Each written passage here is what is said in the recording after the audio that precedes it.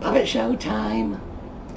Well, what are we going to do today, Sue? Just today, we're going to clean. Oh, I hear Andrew calling me. Yes, coming. Wait, you don't have to do the cleaning. Oh, I guess nobody was calling me after all. What are you going to clean? Well, among other things, I'm going to clean some of your little refrigerator dishes. Oh, I'm excited. Yes, let's see if we can get those clean. Anything else? Yes, in fact, I'm going to show off some of my very favorite cleaning supplies. Oh, anything else? Yes, we are going to make a little photo booth for $2 in about 10 minutes. Ooh, anything else? Yes.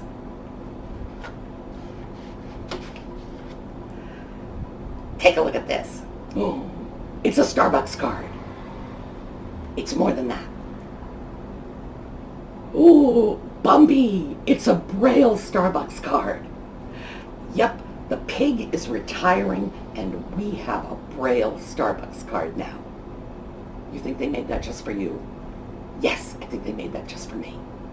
Let's show our appreciation to Starbucks for accommodating people with disabilities and break that card in.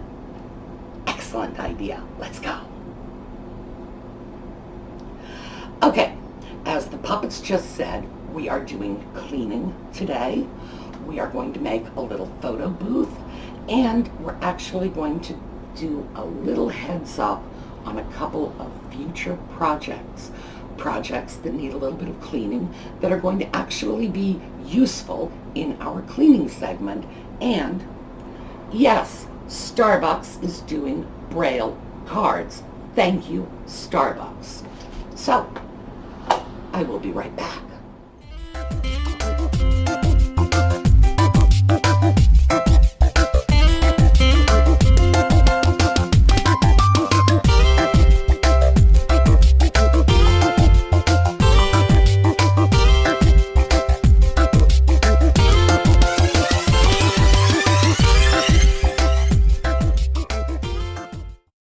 Okay, we are going to make a very quick, very cheap photo booth today. What we're going to do is we're going to get 2 pieces of foam core board. I get these for $1 a piece at the Dollar Tree store. You might even be able to get them for less elsewhere. I'm using white. White works for me. If you're going to make one of these, I would suggest you start off with white, and I'll show you how to change that color in a second. All right, this foam core is 29.5 inches long and it's 20 inches high. So the first thing we do is we take our foam board and we measure in 11 inches from either side. Now the reason we're going to measure in from both sides is because we want these lines to be straight and parallel with the edge. So 11 inches, then down at the bottom 11 inches, make your mark. Over here, 11 inches over, down at the bottom, 11 inches over, make your mark. Then we take our straight edge, in my case it's a steel yardstick, we drop it down on our mark, we take our sharp knife and we score.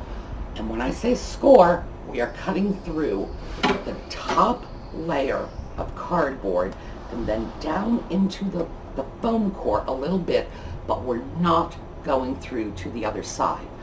We just want to score it on both sides. And then we bend it out. Now the way I bend it is I usually just drop it right over the edge of a table or counter and just sort of fold it along that edge. All right, now when we've got this, we're going to pop it onto another piece of foam core, and we take our corners here. First corner, bring it right up to the corner of the foam core board, and then bring our second corner over somewhere near. We're going to fix that in a second. Now, we're going to measure from this corner out to the edge of our foam core. We're going to do the same thing on this one. We want the same measurement. That's going to give us, that's going to make our photo booth straight and even, so that the front edge and the back edge are parallel, creating a trapezoid. This is a trapezoid, two parallel edges, and then we cut it out. So we got this, we've got it all lined up, we take our measurements, and if we have to tweak it a little, we do. We make sure this corner is on the edge, these two corners are exactly the same distance from the edge, this corner is on the edge. We take our pencil, voila, and we just make our little mark and cut it out. We're going all the way through this time. Then we take our little trapezoid and we slide it right in. We want our walls to be on the outside of our base. The reason for that is it's much easier to secure our piece together. If we put it up here like this, our tape can give. If we put it down here like this, the tape will hold better. So we've got our trapezoid, and now, here, my favorite packing tape. This is Duck Quick Release tape. Easy Start, they call it. Okay, we've got our little trapezoid. We're going to stick a couple of pieces of tape on either side. There we go. So we've got our two little pieces of tape sticking out like little wings. We put our base down and we slide our little walls over it. There we go. Okay. Oh, I see. You snuck up on me, didn't you?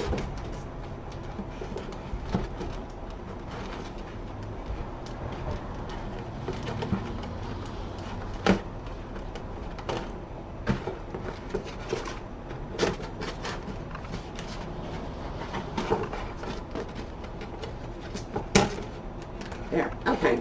So my tape is sticking everywhere I don't want it to.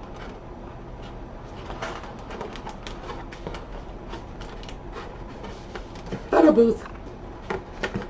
Just that simple. Now, suppose you don't want white. Some people don't. This is poster board. It's cheap. It's even less than $1. We drop this right in. These are potato chip bag clips. Bang. And bang. And we have just changed the color. I mean, if we use a different color board, now we've just changed the color so it doesn't have to be white. We take this apart. This is all going to fold out flat for storage. We're just going to take our knife and we're going to cut our tape. Now you can, because this is easy release tape, you can simply remove the tape. You don't have to. It's in the back. Nobody's going to notice it. Now if you want to make this more secure and more permanent, this is the tape you use. This is Scotch brand Tough duct tape. It has little threads running through the tape, and this stuff will hold like steel bands. Our piece was 20 inches long. We cut 3 pieces of 20-inch long duct tape. One for each of our corners, and then one that we are going to use in the middle. That third piece, we're going to cut it into thirds. We're going to take one of the thirds and stick it face down onto our piece.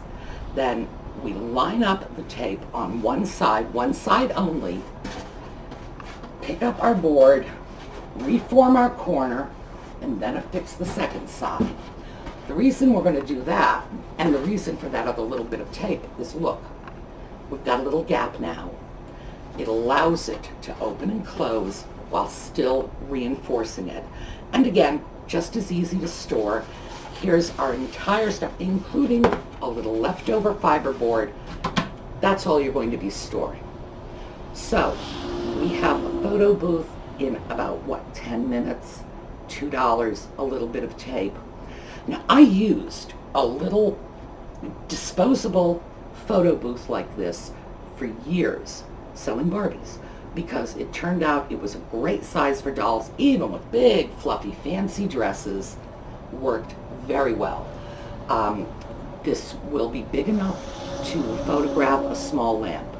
It will be big enough to photograph vases, planters, mugs, all the sorts of little stuff you may pick up at thrift stores, not to mention some fairly good-sized dolls in their fairly fluffy dresses.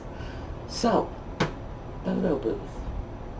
Okay, when I come back, we are going to look at cleaning, because we're going to do several little projects. So this is going to be 1, 2, 3. We're just going to get them all done. And okay, we are back. Now we are on to cleaning Pyrex. By the way, it's another scorching day here, which I know carries no weight at all with those of you in the Southwest or the Deep South, but it's been over 90 every day this week. And I know you folks in Australia are just plain confused. Well, yeah, it's hot here. Jocelyn picked up 2 little Pyrex refrigerator dishes last week when we were at Community Aid. This one was in pretty bad shape without this stuff all over it. So this was my test piece. The reason for that is she had been reading that Barkeeper's Friend is the best way to get rid of this stuff.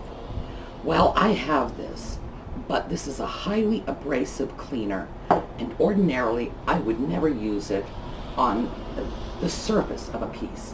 What I use it for is down on the bottom here on ceramic pieces where the bottom hasn't been glazed. That's where they've been sitting on the pallets in the kiln.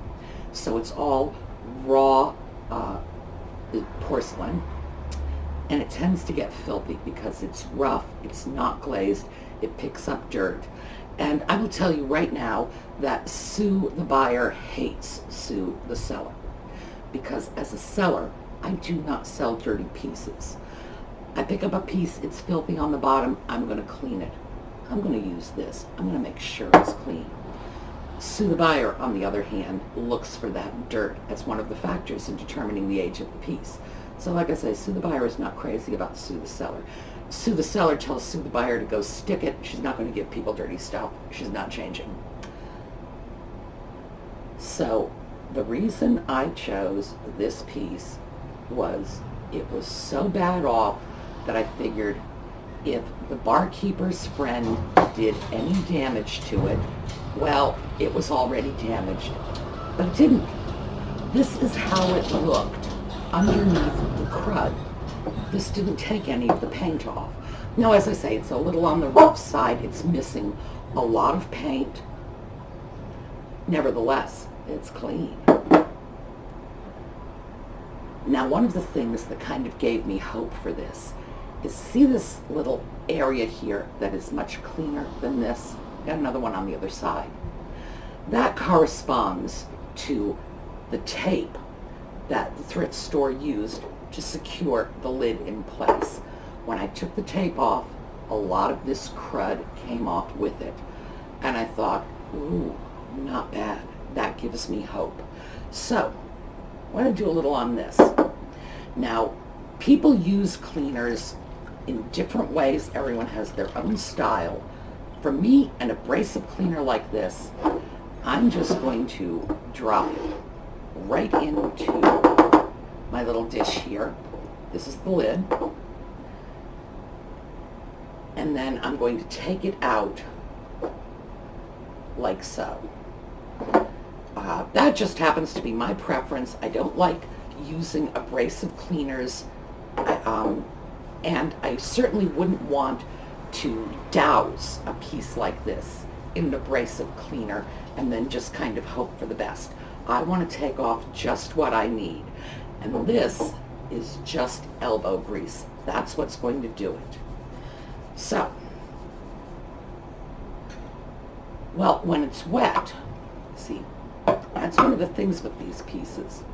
When it's wet, it actually doesn't show that crud. So this side looks clean, but this side, the one I didn't scrub, also looks clean. So we dry it off, we go back again. All it is elbow grease. You just scrub till this whitish haze is gone. By the way, for those of you with kids, this is a perfect job for kids. I don't know about your house, but when I was a kid, we earned our allowance money. And boy, no brains, no talent. You can get your kids, no matter what kind of little slackers they are, hand them a little bit of scouring powder, a rag, and say, here, it's time to earn your allowance. We're going to give you a taste of life in the real world. It works. It absolutely works. So, now we know how to clean dishwasher residue off Pyrex. And I have to say, I didn't believe it was going to work. I certainly didn't believe it was going to work as well as it did, and I was certain it was going to eat the paint off the piece. No. So, now I'm going to have to put a little more work into this, but you've seen it works. So, when I come back, I'm going to show you a couple of other things, and I'm going to show you some of my favorite cleaning products. Okay, next up, how to clean glass. This is a glass cooktop cleaner. Now, if you have old glass, you know that there are times when stuff just gets embedded in the glass. It is a real mess, and you can play with it with vinegar and ammonia and Windex and everything else. Nope, don't bother. Right here. This is designed to do heavy-duty cleaning on glass cooktops. It's designed to take up spilled spaghetti sauce, baked on cheese, whatever falls out of your pan and onto your cooktop. I have been using this successfully to clean 170-year-old window glass. It's fantastic. It not only cleans it, but it will polish it. So if your glass has light scratching or cloudiness, goodbye. This is something that should be in everybody's cleaning bucket, absolutely. You can use any brand you want. This just happens to be Wyman. It's what they sold at my local store. Glass cooktop cleaner. Forget the Windex. Something else I just swear by. This is Goo Gone. This is Super Goo Gone. This will take stickers off almost anything. That nasty residue you have when you pull up tape and the tape is left behind, especially old tape. Because very often when you pick up a vintage piece, somebody will have left a sticker on the bottom of it for 20 years or whatever, and it's a little mess under there. Take it right up. If it's been on way too long, this one will take it up. This will take up anything. This is called Goo Gone Extreme Remover, and yes, it is. This is one I had to get at the hardware store. Well worth going out of your way for. This one, this is the size I keep in my cleaning bucket just to sort of cart around the house with me. I actually get it in a nice big container like this because I go through this stuff like crazy. It will clean anything with no damage. It's non-abrasive. It's just an oil-based cleaner.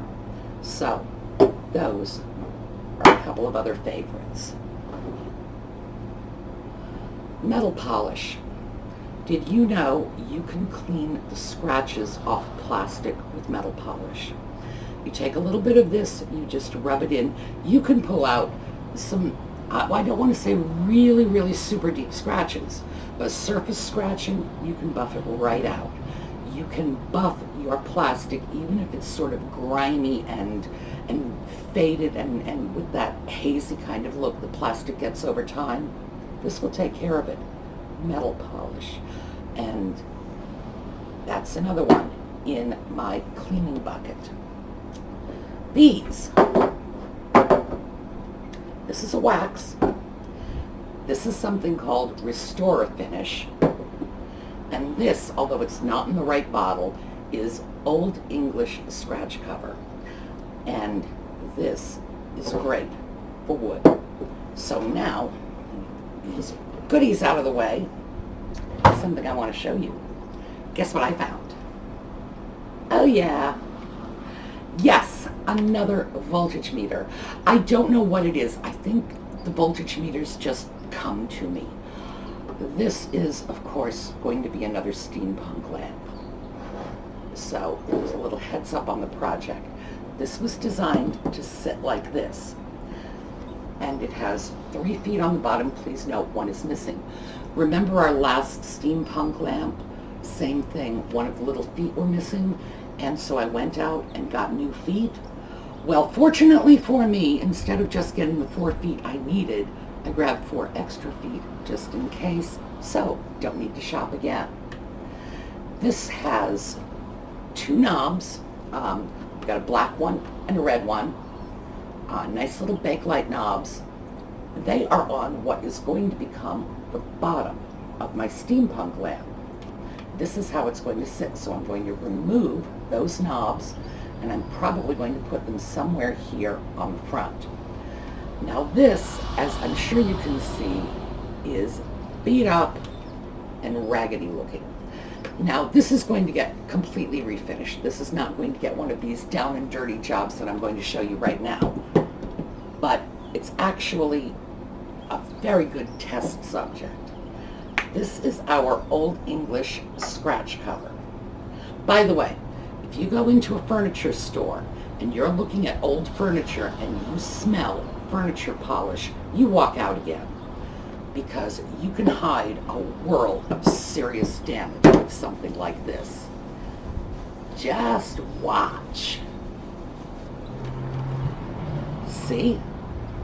Now, we both know, and you saw that just a second ago, you know how bad it was. You see the other side?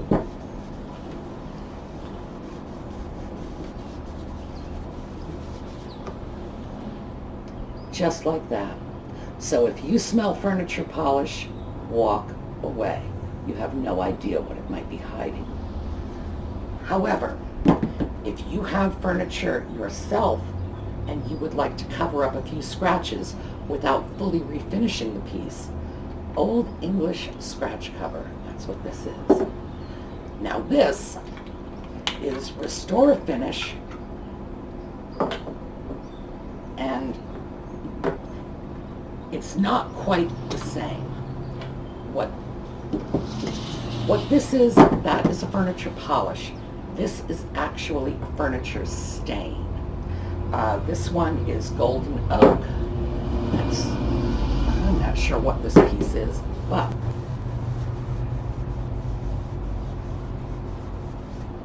there we go. Same thing. Just that quick and easy. Okay? And you saw, this is in real life. We'll see what that'll do. We've got a nice bit of damage here on the front. Somebody filled in the damage in this corner with wood fill. Let's see if we can do anything with this. Nope.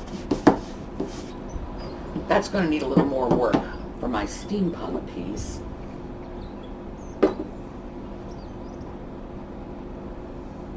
We're going to try this, see if this does any. Oh, it does. All right, it actually does a little better. It's not perfect, so this is going to require a little bit of work. But yes. Not great, definitely not lousy. And that's what this was. This was lousy. This piece was scratched up all over the place. Hard to tell. So now you have a heads up on our next steampunk project.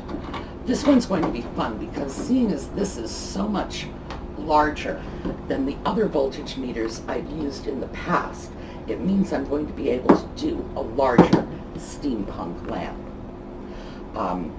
And as I say, it'll be sitting up like this. This is metal. See? This will end up being repainted. This glass is going to be cleaned with our cooktop cleaner so that you can see through it. And we are going to have a nice little lamp when this is done. But because of the size, it's going to easily be able to accommodate a couple of nice big Edison bulbs, or maybe a nice Edison bulb and a couple of big transistor tubes. And, you know, naturally, like everybody, I have a whole box of transistor tubes just waiting to be turned into lamp parts. I'm sure you do too. Heads up on the new project. This.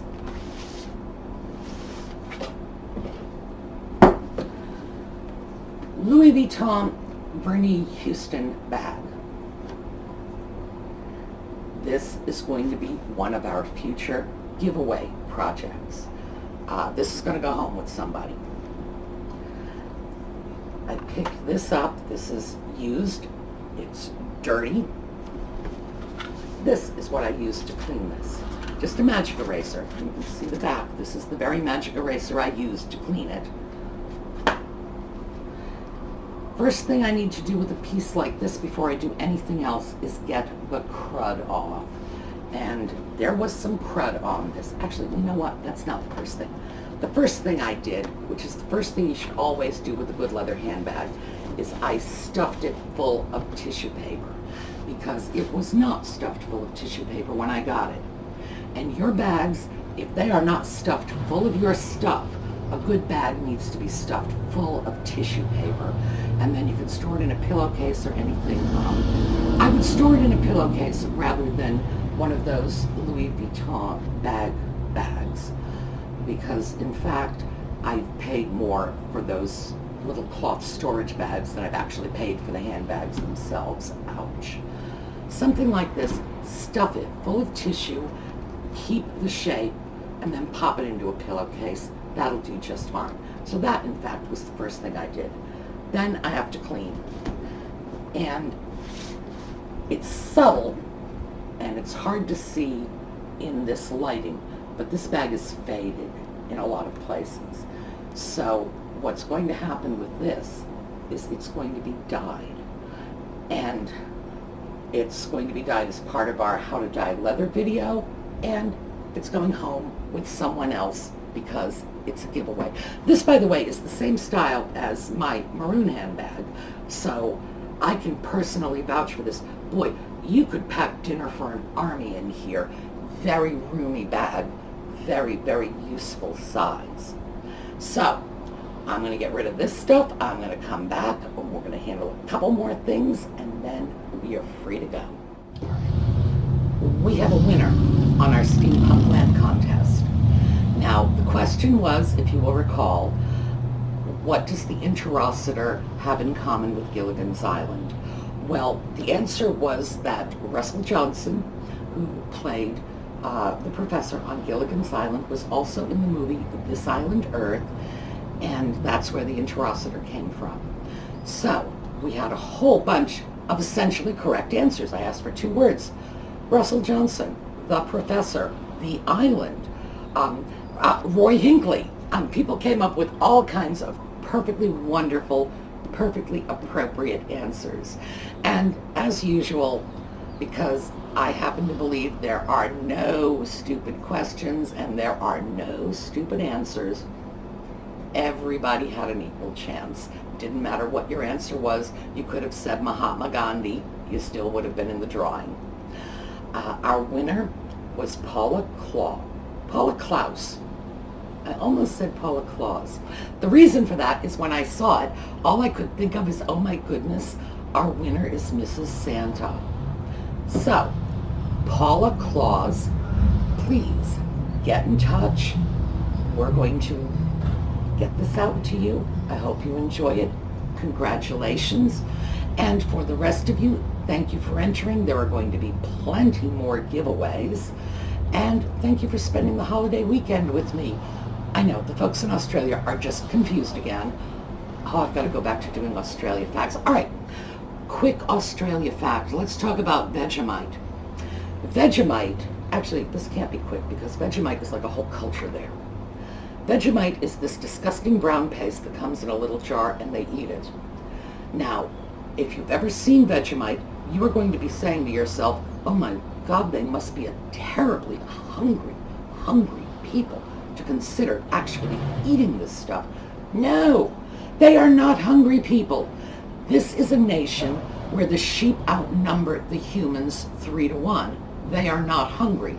And that's not to mention all of the farmland and orchard land they have. This is a remarkably well-fed population. So why are they eating this? I don't know. Vegemite is a paste, a brown paste. It looks dreadful. It looks like something that just, boy, somebody ate it already and it just came back.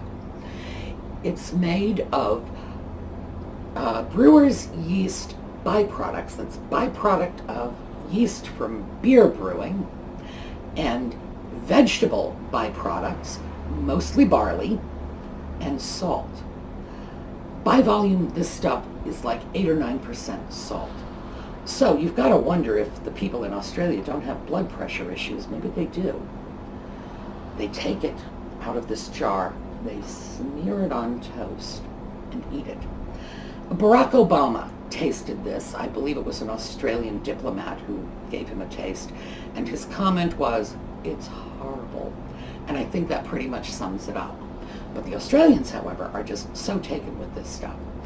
There was a rumor going around that U.S. Customs had banned Vegemite from coming into the United States. Now, it's not true. I don't even think the U.S. Customs considers it a food product. They probably consider it a pesticide. So, no, you bring in all the Vegemite, but the rumor alone was enough to create panic among Australians, and I don't understand why, because it seems to me that it's win-win. If we don't allow Vegemite in the U.S., it's all the more Vegemite for you, and you are the ones who want it. But they do not allow it in some of the penal facilities in Australia. The reason being they're afraid people will brew alcoholic beverages with this stuff. And I get that, because given the fact that it's brewer's yeast and barley left over, I bet you just take the lid off, put this stuff on the windowsill overnight, and by dawn it's fermented itself into something lethal. So that is Vegemite. Oh, and by the way, while we are on the 3-to-1 ratio of sheep to people, that plays into my theory about why voting is compulsory in Australia. And it is. If you're an Australian, you're required to vote. See, I have this theory that they are actually afraid of the sheep uprising. Therefore, they are going to force the humans to vote. Because if they don't, and the sheep hit the polls, next thing you know, they are going to have a very fluffy prime minister named Lilybelle, and they're going to have a lot of laws about the consumption of mutton and the wearing of wool that nobody's really going to like. That's my theory. We'll just have to see how well that plays out over time, because I'm certain the sheep are actually going to revolt one day. Okay, so that's it for today. Thank you all for sharing your holiday weekend with me. Go, have fun. We'll see you next week.